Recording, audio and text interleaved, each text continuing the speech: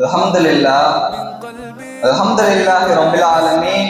Nahmaduhu wa nasta'inuhu wa nastaghfiruhu wa nu'minu bihi wa natawakkalu alayhi wa na'udzu billahi min shururi anfusina wa min sayyiati a'malina. May yahdihillahu fala mudilla lahu wa may yudlil fala hadiya lahu. Ashhadu an la ilaha illallah wahdahu la sharika lahu wa ashhadu anna Muhammadan abduhu wa rasuluhu. Arsalahu bil haqqi mubashiran wa nadhiran wa da'iyan ila Allah bi idnihi wa sirajan munira. Sallallahu alaihi wa ala alihi wa sahbihi wa sallam. Amma ba'd. Fa ya ayyuhan nas ittaqullaha al-alim azza wa jalla wa ati'u usikum ibadallah wa iyaya awwalan bi taqwallah.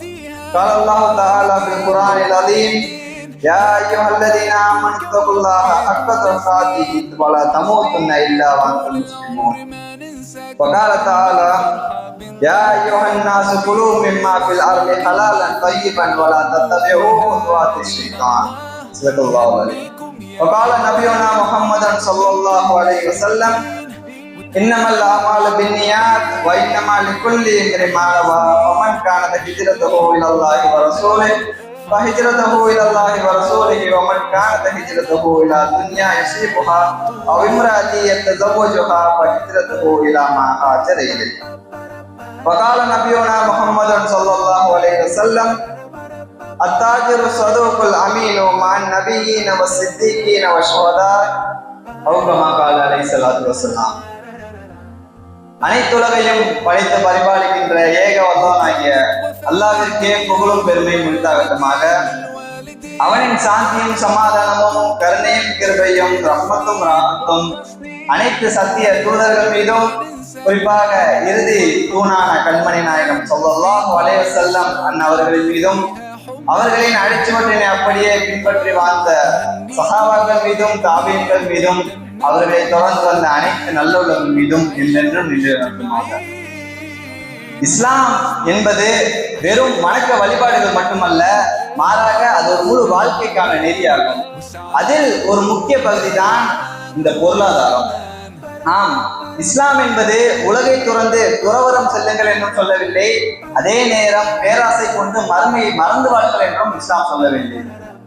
இந்த பொருளாதாரத்தை குறித்து இஸ்லாம் எந்த அளவு சொல்கின்றது என்றால், எந்த அளவுக்கு இதுக்கு முக்கியத்துவம் தருகின்றது என்பதை பார்த்தோமேயானால், அல்லாஹ் தஆலா தனது திருமறையான திருக்குர்ஆனில் கூறுகின்றான், யா அய்யுஹன் நாசு குலூ மிம்மா ஃபில் அர்தி ஹலாலன் தய்யிபன் வ லா தத்தபிஉ குதுவாத்திஷ் ஷைத்தான். மனிதர்களே, பூமியில் உள்ளவற்றில் அனுமதிக்கப்பட்ட தூய்மையானவற்றையே புசியுங்கள், ஷைத்தானுடைய அடிச்சுவடுகளை பின்பற்றாதீர்கள் என்பதாக அல்லாஹ் தஆலா கூறுகின்றான். அதாவது பூமியில் உள்ள அனைத்தும் மனிதர்களுக்காகவும் ஜின்களுக்காகவும் படைக்கப்பட்டிருக்கிறது என்றும், ஜின்களும் மனிதர்களும் எனக்காக படைக்கப்பட்டிருக்கிறார்கள் என்றும் அல்லாஹ் தஆலா கூறுகின்றான். பூமியில் உள்ள அனைத்தும் மனிதர்களுக்கு என்றால் அதில் எவையெல்லாம் அவனுக்கு அனுமதிக்கப்பட்டிருக்கின்றது, எதையெல்லாம் அவனுக்கு ஹலால், எதனையெல்லாம் அவன் சாப்பிட வேண்டும், எவ்வாறெல்லாம் அவன் சம்பாதிக்க வேண்டும் என்பதையும், மேலும் எவையெல்லாம் அவனுக்கு தடுக்கப்பட்டிருக்கின்றது, எதையெல்லாம் அவனுக்கு ஹராம், எதனையெல்லாம் அவன் சாப்பிடக்கூடாது, எவ்வாறெல்லாம் சம்பாதித்து விடவே கூடாது என்பதையும் ஒவ்வொரு மனிதனும் நன்றாக தெரிந்து கொள்ள வேண்டும். நாம் எவ்வளவுதான் அழுது புலம்பி கதறி அல்லாஹ்விடத்தில் துவா செய்தாலும் சரி, பாவ மன்னிப்பு கோரினாலும் சரி, நம்முடைய சம்பாத்தியம் ஹராமானதாக இருக்கும் வரையில் நம்முடைய துவாக்களும் சரி, நம்முடைய நல்ல அமல்களும் சரி, நம்முடைய இபாதத்தும் சரி ஒருபோதும் அல்லாஹ்விடம் ஏற்கப்படாது என்பதையும் நாம் இன்று புரிந்து கொள்ள வேண்டும். மேலும் இதிலிருந்து நமக்கு புரிய வரும் கருத்து என்னவென்றால், கண்மணி நாயகம் ஸல்லல்லாஹு அலைஹி வஸல்லம் அவர்கள் ஒருமுறை கூறினார்கள், ஒரு மனிதன் செல்கின்றான், தொலைதூரம் செல்கின்றான், அவனுடைய முடியெல்லாம் கலைந்திருக்கின்றது, அவனுடைய முகம் எல்லாம் வேர்த்து மணல் பட்டதாக இருக்கின்றது. அவன் உடனே வானத்தை நோக்கி கையை உயர்த்தி யாரோ யாரோ எனது இறைவனே எனது இறைவனே என்று அழைக்கின்றான். ஆனால் அவன் உண்ணும் உணவோ ஹராமானது, அவன் பருகும் பானமோ ஹராமானது, அவன் உடுத்திருக்கும் ஆடையோ ஹராமானதாக இருக்கும் வேளையில் அவனுடைய துவா எவ்வாறு ஏற்கப்படும், அவனுடைய பாவ மன்னிப்பு எவ்வாறு அல்லாஹ்விடத்தில் சென்று சேரும் என்பதாக கண்மணி நாயகம் ஸல்லல்லாஹு அலைஹி வஸல்லம் அவர்கள் கூறினார்கள். ஆக நாம் இதிலிருந்து புரிந்து கொள்ள வேண்டியது என்னவென்றால், நம்முடைய சம்பாத்தியத்தில் ஹராமான ஒரு ரூபாய் இருந்தால் கூட நம்முடைய துவாக்களும் சரி, நம்முடைய நல்ல அமல்களும் சரி, நம்முடைய இபாதத்தும் சரி பாழாகிவிடும், அது வீணாகிவிடும் என்பதை நாம் இதிலிருந்து புரிந்து கொள்ள வேண்டும். இரண்டாவதாக வட்டி என்னும் பேராபத்து, த டேஞ்சர் ஆஃப் ரிபா. அதாவது இன்று ஆன்லைன் லோன்கள், கிரெடிட் கார்டுகள், வட்டி சார்ந்த ஆவணங்கள் சர்வ சாதாரணமாகின்றன. இதனை குறித்து அல்லாஹ் தஆலா எச்சரிக்கையாக கூறுகின்றான், எவன் ஒருவன் வட்டியில் ஈடுபடுகின்றானோ, வட்டி சார்ந்த வியாபாரம் செய்கின்றானோ, அதை விற்கின்றானோ, வாங்கின்றானோ, அல்லது அதற்கு கணக்கெழுதுகின்றானோ, அவர்கள் அனைவரும் அல்லாஹ்வாலும் அவனுடைய தூதராலும் தவிக்கப்பட்டவர்கள் என்றும், மேலும் எவன் வட்டி சார்ந்த விஷயங்களில் ஈடுபடுகின்றானோ அவன் அல்லாஹ்வை எதிர்த்து போருக்காக அல்லாஹ்வை அழைப்பதாக, அல்லாஹ்வை எதிர்த்து போர் புரிவதாக அல்லாஹ் இங்கு எச்சரிக்கை செய்துள்ளான். மேலும் இந்த வட்டியை குறித்து அல்லாஹ் தஆலா குர்ஆனில் கூறுகையில், யா அய்யுஹல்லதீன ஆமனு தகுல்லாஹ வதரு மா பக்கிய மினர் ரிபா இன் குன்தும் முஃமினீன். நம்பிக்கை கொண்டவர்களே, நீங்கள் உண்மையான மூமின்களாக, இறை நம்பிக்கையாளர்களாக இருந்தால் அல்லாஹ்வுக்கு அஞ்சுங்கள், இன்னும் வட்டியில் எஞ்சியிருப்பதை விட்டுவிடுங்கள் என்பதாக அல்லாஹ் கூறுகின்றான். அதாவது அல்லாஹ் தான் நம்மை படைத்தவன், அவன் தான் நமக்கு பொருளாதாரத்தை கொடுப்பவன், அவன் தான் நம்மிடமிருந்து பொருளாதாரத்தை எடுப்பவன் என்பதை எவன் ஒருவன் முழுமையாக நம்புகின்றானோ அவன் வட்டி வியாபாரத்தின் பக்கமே செல்ல வேணாம், இதுவரை செய்திருந்தால் அதை முழுமையாக விட்டுவிட வேண்டும் என்பதாக அல்லாஹ் இந்த செய்தி கூறவில்லை, மாறாக கட்டளை இடுகின்றான்.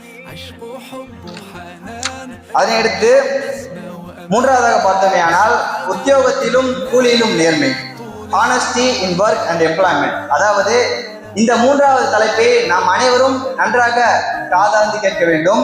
உத்தியோகத்திலும் கூலியிலும் நேர்மை, அதாவது இது வெறும் வியாபாரிகளுக்கு மட்டும் செல்லுபடி ஆகும் என்பதல்ல, அரசு ஊழியர்களாக இருக்கட்டும், தனியார் தொழிலாளர்களாக இருக்கட்டும், அனைவருக்கும் இது தெரிய வேண்டிய ஒரு விஷயம்தான். அதாவது ஒரு தொழிலாளி தனக்கு ஹக்காக்கப்பட்ட நேரத்தை, தனக்கு வழங்கப்பட்ட வேலைக்கான நேரத்தை முழுமையாக வேலைக்காக பயன்படுத்தாமல் தனது சுய தேவைக்காக பயன்படுத்திவிட்டு சோம்பேறித்தனமாக நேரத்தை கடத்திவிட்டு சம்பளம் வாங்கும் பொழுது முழுமையாக சம்பளம் வாங்கினார் என்றால் அவன் ஒரு வகையான அநியாயக்காரன், அவன் நேர்மையற்றன் என்பதை இங்கு கூறப்படுகின்றது. மேலும் லஞ்சம் வாங்குபவனும் சரி, லஞ்சம் விற்பவனும் சரி நரகவாதி என்பதை நாம் தெரிந்திருப்போம். ஆனால் இன்றைய காலத்தில் பரிசு என்ற பெயரிலோ அல்லது என்னால் உனக்கு ஒரு நன்மை நடக்கின்றது என்றால் அதுக்கான கமிஷன் எவ்வளவு, என்னால் உனக்கு ஒரு இடம் கிடைக்கின்றது என்றால் அதுக்கான கமிஷன் எனக்கு எவ்வளவு, என்னால் ஏதோ ஒரு உதவி உனக்கு நடக்கின்றது என்றால் என்னுடைய கமிஷன் அது எவ்வளவு இருக்கின்றது என்று கமிஷன் என்ற பெயரிலும் பரிசு என்ற பெயரிலும் லஞ்சம் சர்வ சாதாரணமாக இன்றைய காலத்தில் அனைவரிடமும் புழக்கப்படுகின்றது என்பதை நாம் சிந்தித்து பார்க்க வேண்டும். அதனுடைய மறுமைக்கான விளைவு எவ்வாறு இருக்க வேண்டும் என்பதை நாம் அஞ்ச வேண்டும் சகோதரர்களே. மேலும் இந்த உத்தியோகத்திலும் கூலியிலும் நேர்மை என்ற தலைப்பை பற்றி பார்த்தோமே, அல்லாஹ் தஆலா குர்ஆனில் கூறுகையில் இவ்வாறு கூறுகின்றான், வலா தபஹசுன் நாஸ அஷ்யாஅஹும் வலா தர்ஸூ ஃபில் அர்லி முஃப்ஸிதீன். மனிதர்களுக்கு அவர்களுக்குரிய பொருட்களை, அவர்களின் உழைப்பை அல்லது கூலியை குறைத்து விடாதீர்கள், பூமியில் குழப்பம் விளையவர்களாக அல்லது தெரியாதீர்கள் என்பதால் கூறுகிறார். அதாவது இந்த குர்ஆன் ஆயத்தை வெறும் நேர்மறையாக மட்டும் பார்த்தோமே ஆனால் அல்லாஹ் தஆலா கூற வருவது என்னவென்றால், முதலாளி, ஒரு எஜமானன் தன்னுடைய அடியானுக்கு, தன்னுடைய தொழிலாளருக்கு அவன் செய்கின்ற வேலைக்கான கூலியை, அதுக்கான ஊதியத்தை முழுமையாக கொடுத்து விட வேண்டும். அவ்வாறு கொடுக்கவில்லை என்றால் அவன் பூமியில் குழப்பத்தை ஏற்படுத்துவது போன்றவற்றாக அல்லாஹ் கூறுவதாக இதில் நாம் நேர்மறையாக புரிந்து கொள்ள முடியும். ஆனால் மற்றொரு கோணத்தில் பார்த்தோமே ஆனால் ஒரு தொழிலாளி, ஒரு வேலையாளி தனக்கு வழங்கப்பட்ட நேரத்தை, தன்னுடைய முதலாளிக்கான விசுவாசத்தை முழுமையாக காட்ட வேண்டும். அவ்வாறாக செய்யவில்லை என்றால் அவன் பூமியில் குழப்பத்தை ஏற்படுத்தும் போன்றவன் என்பதையும் நாம் இதிலிருந்து புரிந்து கொள்ள வேண்டும். நான்காவதாக பரக்கத். இந்த பரக்கத் என்று கூறினாலே நம் மனதிற்கு யோசனை வருவது என்னவென்றால், ஒரு செல்வம் நிறைந்தவன் என்றால் அவன் பரக்கத்தை வாய்ந்தவனாக இருப்பான், ஒரு நல்ல ஸ்டேட்டஸ் உடையவனாக இருந்தால் அவன் பரக்கத்தோடு இருக்கின்றான் என்பதுதான் நாம் சிந்திப்போம். ஆனால் அவ்வாறு அல்ல. ஆங்கிலத்தில் கூறுவார்கள், Baraka is in purity not in quantity. அதாவது பரக்கத் என்பது தொகையில் அல்ல, மாறாக அது உள்ள தூய்மையிலே இருக்கின்றது என்பதாக கூறுவார்கள். ஏனென்றால் நேர்மையான முறையில் சம்பாதிக்கும் ஒரு ரூபாய் என்பது நேர்மையற்ற முறையில் சம்பாதிக்கும் 1 கோடி ரூபாயை விட சிறந்ததாக என்பதை இங்கே கூற ஆசைப்படுகின்றன. மேலும் அறாமான முறையில் நாம் சேர்க்கும் பொருளாதாரம் என்பது நமக்கு ஆடம்பரத்தை தரலாம், ஆனால் அது நம்முடைய மன நிம்மதியை அளித்துவிடும். அதுவே ஹலாலான முறையில் சம்பாதிக்கும் 1 ரூபாயாக இருந்தால் கூட அது எளிமையை தந்தாலும் அது நமக்கு மன நிம்மதி, மன பேர் அமைதி, சகீனத்தை தரும் என்பதாக நான் கூற ஆசைப்படுகின்றேன். இந்த பரக்கத்தை குறித்து ஆங்கில அறிஞர் ஒருவர் கூறுகின்றார், quantity feeds the ego but purity feeds the life. அளவு அகந்தைக்கு, ஈகோவிற்கு தீனி போடுகின்றது, ஆனால் தூய்மையோ வாழ்க்கைக்கு உயிர் ஊட்டுகிறது என்பதாக இவர் கூறுகின்றார். மேலும் இந்த பறக்கத்தை பற்றி நான் ஏன் இவ்வளவு கூறுகிறேன் என்றால், நேர்மையற்ற முறையில் சேமிக்கும் பணம் என்பது ஏதோ ஒரு விதத்தில் ஒரு நோய் நொடியாக இருக்கலாம், அல்லது ஒரு நிதி சார்ந்த செலவாக இருக்கலாம், அல்லது விபத்தின் மூலியமாக ஏதோ ஒரு விதத்தில் நம் கையை சென்றுவிடும் என்பதாக நம்முடைய முன்னோர்களால் முழுமையாக நம்பப்பட்டு வந்தது. மேலும் இந்த ஹராம் மூலம் தேடி செல்லும் என்பது நமக்கு தற்காலிகமான ஒன்றையும் தரும், மேலும் நிரந்தரமான ஒன்றையும் தரும் என்பதாக நம்முடைய முன்னோர்கள் நம்பி வந்தார்கள். அது என்னவென்றால், இந்த நேர்மையற்ற முறையில் சம்பாதிக்கும் ஒவ்வொரு பொருளாதாரமும் இந்த உலகில் தற்காலிகமான இன்பத்தையும் தற்காலிகமான சந்தோஷத்தையும் தரும், ஆனால் நாளை மறுமையில் உங்களுக்கு நிரந்தர நெருப்பை வாங்கி தரும், நிரந்தர நரகத்தில் தள்ளிவிடும் என்பதாக நம்முடைய முன்னோர்கள் அஞ்சு வந்தார்கள். ஆக நாமும் நம்முடைய பொருளாதாரத்தை நல்ல விதமாக மாற்றக்கூடிய மக்களாக இருக்க வேண்டும். ஐந்தாவதாக, சமூக அமானிதமும் நேர்மையான பொருளாதாரமும், social trust and economic integrity. இந்த கடன்கள், வாரிசு சொத்துக்கள் மற்றும் பொது நிதிகளை பேணுவதில் எந்த அளவு நாம் கவனத்துடன் இருக்க வேண்டும் என்று பார்த்தால், தற்போதைய காலத்தில் வாரிசு உரிமைகளை பிரிக்கும் பொழுது பெண்களுக்கான சொத்தையோ அல்லது அனாதைகளுக்கான சொத்தையோ தான் அபகரித்துக் கொள்வது, தான் தேடிக் கொள்வது என்பது மிக மோசமான ஒரு கொடிய செயலாகும் என்பதை நாம் புரிந்து கொள்ள வேண்டும். மேலும் நான் வாங்கிய கடனை என்னால் செலுத்துவதற்கான பொருளாதாரம் என்னிடம் இருந்தும் அதற்கான நேர கால சூழ்நிலை இருந்தும் நான் அந்த கடனை செலுத்தாமல் தள்ளி போடுவது என்பது ஒரு வகையில் அது ஒரு அநியாயமாகும் என்பதையும் நாம் புரிந்து கொள்ள வேண்டும். என்றால் இந்த நேர்மையற்ற முறையில் வரும் செல்வம் என்பது நம்முடைய உள்ளத்தை இருளாக்கி விடுகின்றது என்பதாகவும், இதனை குறித்து கண்மணி நாயகம் ஸல்லல்லாஹு அலைஹி வஸல்லம் அவர்கள் கூறுகையில், நேர்மையற்ற முறையில் ஹராமான முறையில் வளர்ந்த ஒவ்வொரு சதையும் நாளை மறுமையின் நெருப்பிற்குரியது என்பதாக நம்மை எச்சரித்து சென்றுள்ளார்கள். ஆக நம்முடைய வருமானம் ஒவ்வொன்றும் நேர்மையானதாக இருக்க அல்லாஹ் தௌஃபீக் செய்வானாக. இந்த சமூக அமானிதத்தை பேணுவதை குறித்து கூறும்பொழுது ஒரு வரலாற்று சம்பவம் கூற ஆசைப்படுகின்றேன். அதாவது குலஃபாவுர் ராஷிதீன் ஒருவரான உமர் ரலியல்லாஹு அன்ஹு அவர்கள் ஒரு முறை மக்களின் வரிப்பணத்தையும் அரசு சார்ந்த பொது நிதிகளையும் கணக்கு பார்த்து எழுதி கொண்டிருந்தார்கள்.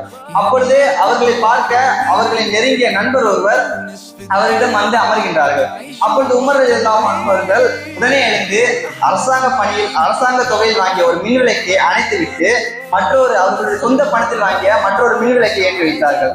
இதனை கண்ட நண்பர் ஆச்சரியமுட்டு, அமீருல் முஃமினீனே, நீங்கள் ஏன் நான் வந்து அமர்ந்தவுடன் ஏற்கனவே இந்த மின்விளக்கு அணைத்துவிட்டு மற்றொரு மின்விளக்கு ஏற்றினீர்கள் என்பதாக கேட்கின்றார். அதற்கு உமர் ரலியல்லாஹு அன்ஹு அவர்கள் பதிலளிக்கின்றார்கள், இதுவரை நான் செய்து கொண்டிருந்த வேலை என்பது மக்களுக்கான வேலை, இதுவரை நான் செய்து கொண்ட பணி என்பது அரசாங்க பணி. அதனால் நான் அரசாங்க பணத்தில் வாங்கி மின்விளக்கை ஏற்றி அதன் மூலம் பயன்பெற்றுக் கொண்டிருந்தேன். ஆனால் தற்பொழுது நாம் பேச போகும் விஷயம் என்பது என்னுடைய சுய தேவைக்கானது. அதற்காக நான் ஒருபோதும் மக்களின் பணத்தில் வாங்கிய மின்விளக்கை பயன்படுத்திட மாட்டேன் என்பதாக கூறிவிட்டு, இதனை குறித்து நாளை மறுமை நாளில் அல்லாஹ் என்னை கேள்வி கேட்டு விடுவானோ என்பதாக, இதற்காகவும் நான் குற்றம் பிடிக்கப்பட்டு விடுமோ என்பதற்காக அஞ்சுகிறேன் என்பதாக குலஃபாவுர் ராஷிதீன்களில் ஒருவனான, சிறந்த மனிதரில் ஒருவனான உமர் ரலியல்லாஹு அன்ஹு அவர்கள் கூறினார்கள் என்றால், தற்பொழுது சமூக அமானிதத்தை பேணுவதில், பிற பொருளை பேணுவதில் நாம் எந்த அளவு எச்சரிக்கையாக இருக்க வேண்டும் என்பதும், நாம் எந்த அளவு இருக்கின்றோம் என்பதையும் நாம் சிந்தித்து பார்க்க வேண்டும் மக்களே. அடுத்ததாக, சமகால வியாபார மோசடிகள், மாடர்ன் டே மார்க்கெட் டிஸ்ட்ரிபியூஷன்ஸ். அதாவது இன்றைய டிஜிட்டல் மற்றும் நவீன வர்த்தக உலகில் எவ்வாறெல்லாம் நேர்மை தவறி போகின்றது என்று பார்த்தால், ஆன்லைன் வர்த்தக ஏமாற்றுகள், இ-காமர்ஸ் ஃப்ராட், மேலும் சமூக வலைதளங்களான இன்ஸ்டாகிராம், ஃபேஸ்புக் மற்றும் இதர சமூக வலைதளங்களில் தரமான பொருட்களின் புகைப்படத்தை போட்டுவிட்டு அதனை விற்பனை செய்யும் பொழுது தரம் குறைந்ததாக அல்லது நிறம் மாறியதாக, அளவு குறைந்ததாக அல்லது டூப்ளிகேட்டான பொருட்களை விற்பது இஸ்லாத்தில் முழுக்க அனுமதிக்கப்படாத ஒரு வியாபாரமாகும். அது தடுக்கப்பட்ட ஒரு வியாபாரமாகும். இதை குறித்து அல்லாஹ் தஆலா தனது திருக்குர்ஆனில் கூறுகின்றான்,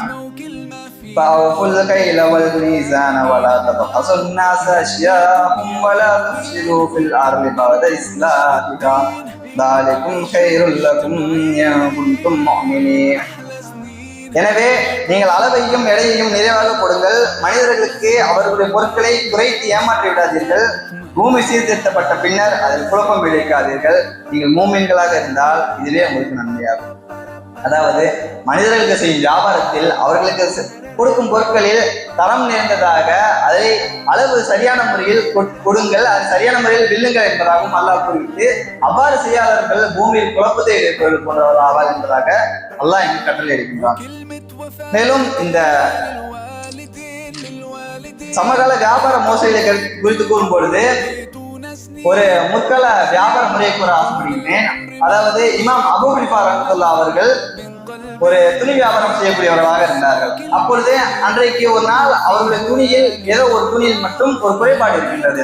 அதை பார்த்து இமாம் அபூ ஹனீஃபா ரஹ்மத்துல்லாஹி அவர்கள் அவருடைய பணியாளரிடம், இவ்வாறாக இந்த துணியில் ஒரு குறைபாடு இருக்கின்றது, இதனை நீர் வாடிக்கையாளரிடம் இருக்கும் பொழுது இதன் குறைபாடை கூறிவிட்டு பிறகு வில்லுங்க என்று சொல்லிவிட்டு செல்கின்றார்கள். இமாம் அபூ ஹனீஃபா ரஹ்மத்துல்லாஹி அவர்கள் சிறிது நேரம் கழித்து வந்து வியாபாரத்தை பற்றி கேட்கும் பொழுது, பணியாளர் நான் அனைத்து விட்டுவிட்டேன் என்பதாக கூறிவிட்டு, ஆனால் என்னை மன்னித்திடுங்கள், நீங்கள் கூறி அந்த குறையை கூறாமல் நான் அந்த ஒரு துணியை விட்டுவிட்டேன் என்பதாக அந்த பணியாளர் கூறுகின்றார். இதை கேட்ட இமாம் அபூ ஹனீஃபா ரஹ்மத்துல்லாஹி அவர்கள் உடனே அன்றைய நாள் முழுக்க சம்பாதித்த மொத்த பணத்தையும் லாபத்துடன் சேர்த்து மொத்த பணத்தையும் எடுத்துக்கொண்டு விரைந்து சென்று அனைத்து ஏழைகளுக்கும் சதக்கா செய்து வருகின்றார்கள். பிறகு மீண்டும் வந்து அந்த பணியாளர்கள் கூறினார்கள், நான் மக்களுடைய பணத்தை தெரிந்தோ தெரியாமலோ தவறுதலாகவோ என்னுடைய வீட்டிற்குள் நுழைத்திட மாட்டேன். ஏனென்றால் இதனை குறித்து அல்லாஹ் என்னை கேள்வி கேட்டுவிட்டால் நான் என்ன செய்வது, இதனை குறித்து நான் குற்றம் பிடிக்கப்பட்டு விடுவேனோ என்பதற்காக இமாம் அபூ ஹனீஃபா ரஹ்மத்துல்லாஹி அவர்கள் அஞ்சி இருந்தார்கள். இந்த சம்பவத்தை பார்த்துவிட்டு நம்முடைய சமகால வியாபார முறையை, நம்மை சுற்றி நடக்கும் வியாபாரத்தை பார்த்தோமே ஆனால் எவ்வளவு பொய்கள், எவ்வளவு மோசடிகள், எவ்வளவு பொய்யான பின்பங்கள், இதையெல்லாம் சீர்திருத்தக்கூடிய மக்களாக நாம் மாற வேண்டும். மேலும் இந்த சமகால வியாபார முறையை பற்றி கூறும் பொழுது 3 பேரும் ஆங்கில அறிஞர்களான David M Bosch, Mariana Prister and Peter Wright என்ற 3 பேரும் ஆங்கில அறிஞர்கள் கூறுகின்றார்கள், explore how deceptive marketing has evolved from simple old school tricks into deeply psychological tech driven manipulations. அதாவது இவர்கள் கூற வரும் கருத்து என்னவென்றால், அன்றைய காலத்தில் எல்லாம் வியாபாரம் என்று கூறினாலே பள்ளிக்கூடத்தில் பேனா பென்சில் விழுந்து விட்டால் அதனை எவ்வாறெல்லாம் நாம் விற்கலாம் என்று யோசித்த காலம் சென்றுவிட்டு, தற்போதைய காலத்தில் எனக்கு தேவையான பொருளை மற்றவர் என்னுடைய மூளை கொடுக்காது, இதுதான் உனக்கு சரி, இதுதான் நீ வாங்க வேண்டும் என்று பிறரின் தயாரிப்பை என்னுடைய மூளைக்குள் திணிப்பதே இன்றைய காலத்தில் வியாபாரமாக மாறிவிட்டது என்பதாக 3 அறிஞர்களும் கூறுகின்றார்கள். ஆக இறுதியாக நேர்மையான வியாபாரிக்கு கிடைக்கும் அந்தஸ்து என்ன என்பதை கண்மணி நாயகம் ஸல்லல்லாஹு அலைஹி வஸல்லம் அவர்கள் கூறுகையில், நாளை மறுமையில் உண்மையாக நேர்மையாக வியாபாரம் செய்த நபர் நபிமார்களுடன் இருப்பார்கள், மேலும் சித்தீகீன்கள் உண்மையாளர்களுடன் இருப்பார்கள், மேலும் சுஹதாக்கள் உயிர் தியாகம் செய்தவர்களுடன் உண்மையான நேர்மையான வியாபாரம் செய்தவர்கள் இருப்பார்கள் என்பதாக நாயகம் ஸல்லல்லாஹு அலைஹி வஸல்லம் அவர்கள் கூறினார்கள். ஆக இந்த பொருளாதார நேர்மை என்ற தலைப்பின் கீழ் பேச ஆரம்பித்தோம் என்றால் இந்த ஒரு ஜும்மா பயன் அல்ல, பல மேடைகள் தேவைப்படும். அதனால் எதனை எல்லாம் கேட்டோமோ அதன்படி வாழக்கூடிய நன்மக்களாக நம்ம ஆக்கியிருவானாக. எனவே உத்தியோகத்தில் நேரத்தை காப்போம், வியாபாரத்தில் உண்மைகளை பேசுவோம், வட்டி மற்றும் லஞ்ச ஒழிப்பில் உறுதியாக நிற்போம். நமது பொருளாதாரத்தை தூய்மையாக அமையும் போது நம்முடைய துவாக்களும் வாழ்வும் பறக்க நிறைந்ததாக மாறும். எவ்வாறெல்லாம் பொருளாதாரத்தை சம்பாதிக்க வேண்டும் என்று கேட்டோமோ அவ்வாறெல்லாம் சம்பாதித்து, எவ்வாறெல்லாம் பொருளாதாரத்தை சம்பாதிக்க கூடாது என்பதை தெரிந்து கொண்டோமோ அவ்வாறான பொருளாதாரத்தை தவிர்த்து கொண்டு வாழக்கூடிய நன்மக்களாக வல்லரஹ்மான் நம்மை ஆக்கி அருள் புரிவானாக. மேலும் இங்கு எவ்வாறு ஒன்று கூட்டினானோ இதே போன்று நாளை சுவனத்தில் ஒன்று கூட்டுவானாக என்று பிரார்த்தித்த வண்ணம் எனது முதல் குத்துபாவிற்கு திரையிடுகின்றேன். பாரக்கல்லாஹு லனா வ லக்கும் பில் குர்ஆனில் அதீம் வ நஃபஅனா வ இய்யாக்கும் பில் ஆயாத்தி வ திக்ரில் ஹகீம். இன்னஹு தஆலா ஜவ்வாதுல் கரீம் மலிகுன் கதீமுன் பர்ருர் ரவுஃபுர் ரஹீம் வ ரப்புல் அலீம்.